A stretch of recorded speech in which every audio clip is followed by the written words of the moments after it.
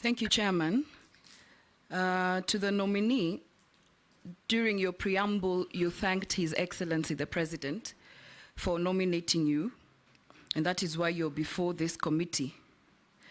You are in public having said, and I quote you, "I don't ever dream of engaging with Ruto.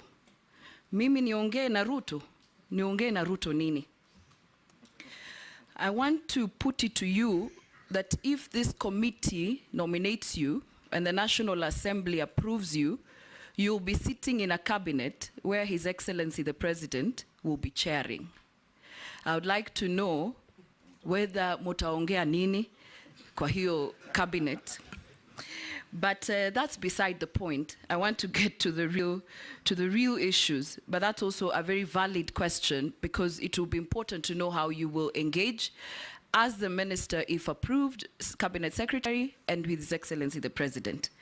Now, there is tax exemption on exploration and accumulation of exploration expenses for offset against income upon full commercialization. What I would like to know is, do you think exemption should be tied to certain activities and for certain duration of time? There are people who are exploring in this country in perpetuity for 30, 40 years, just so that there is tax exempt. And I suspect they've actually explored, and they've gotten the gemstones or whatever they're exploring, but because of the exempt, they continue to say they're exploring.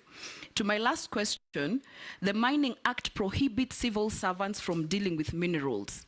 According to Article 81 of the Mining Act, no person, whether civil or military, and serving in government is allowed to directly or indirectly acquire or hold any right or interest under any prospecting right. Despite this provision, high-ranking government officials, public officers, state officers, and civil servants are involved in mining. And I'm sure some of them have started looking for you since you were nominated. What mechanisms and plans will you put in place to ensure that revenues from gemstone mining do not end up in the pockets of cartels without disclosure? Actually, I thought cartels are only in agriculture, health. I've come to realize during this appointments committee, cartels are everywhere, including mining. And how do you intend to protect and shield communities from unscrupulous miners and cartels? Nelson Koech. Mine also was a quick one too, on the same gemstone. Late last year, the president had this launched, it's called a Voi Gemstone Value Addition Center. It is ill-equipped, nominee. I don't know what you will do to make sure that there is value for money, and the small-scale miners are also able to be, are able to sell their mines in Voi Additional Center, Gemstone Additional Center. Number two is the mining law sets up several mechanisms which Kenyans can enjoy direct benefits from minerals. That is, for every sale of mineral, proportion of value of mineral is paid to the government as royalty, which is shared between national and county government and mining communities in the ratio of 70, 20 to 10, respectively. How then will you do differently to ensure the same is adhered to mining communities and county benefits? Nominee.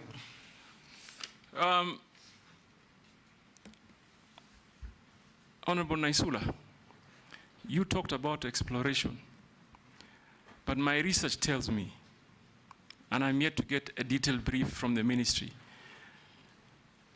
that you're imagining there are people doing exploration for 30 years. There are people doing prospecting for 40 years. How that makes sense, I have no idea. Whether it happens anywhere in the world, certainly it cannot be. How do you prospect for 40 years? So we need to quickly relook into our policy, Mr. Speaker. We can't as a country.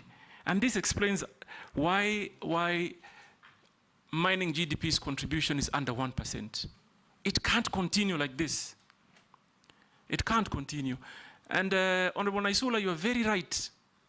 If you thought you saw cartels, I've come to learn within this short period of time that have been nominated, there are greater cartels in the mining industry. And Mr. Speaker, if you approve me, that is where I begin. Remove the cartels, remove the brokers. Mining industry in Kenya cannot be a market of speculators. Mr. Speaker, I've also learned that before someone hits the ground, you'll find instances where a company has exchanged hands more than 10 times. Someone has gone, applied for a license, given a license, sold it to the speaker, then sold it to Hon.Naisula, then sold it to Owen, then sold it to some farm in Canada, that one sells to China. All that time that they're speculating and gaining profits, the Kenyan people are losing. They are losing.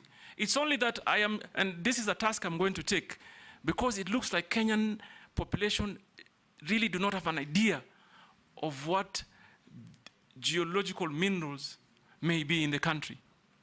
They must get involved, and I'll take it upon me to ensure they get involved. So I identify completely with your sentiments, Honorable Hon.Naisula, and this is an urgent matter that must be discussed and be realigned in a manner that, that works and defeats those cartels.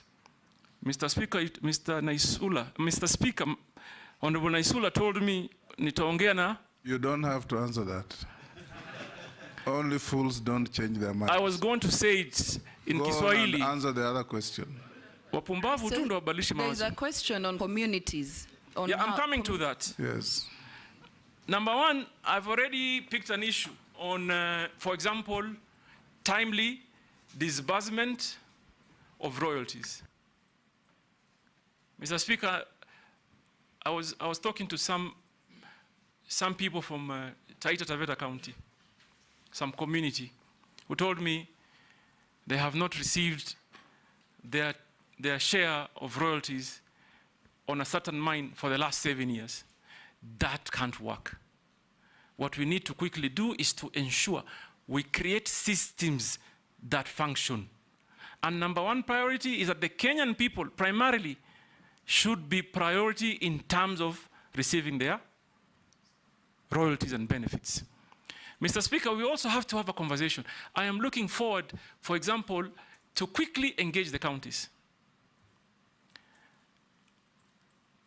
The counties, according to the current law, receive a good chunk of royalties.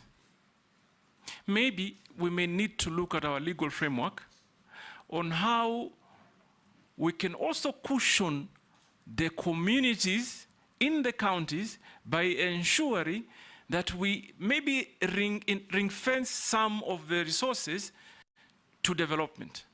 Why do I say this, Mr. Speaker? You know very well. Geological minerals do get depleted.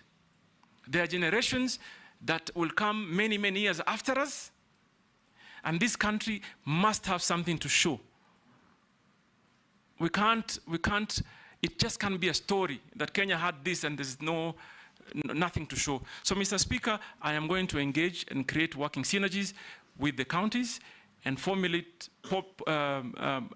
create a framework that is efficient in disbursing royalties. And also, if I go a step further, these communities must be organized. We must organize them. We must encourage them to get into cooperatives. We must encourage them in some instances. And I like that question because it gives me an opportunity to address something that we call back home as ancestral interests. Many of our populations, and it's not only in the coastal region, as squatters, Mr. Speaker. I saw that during the SGR.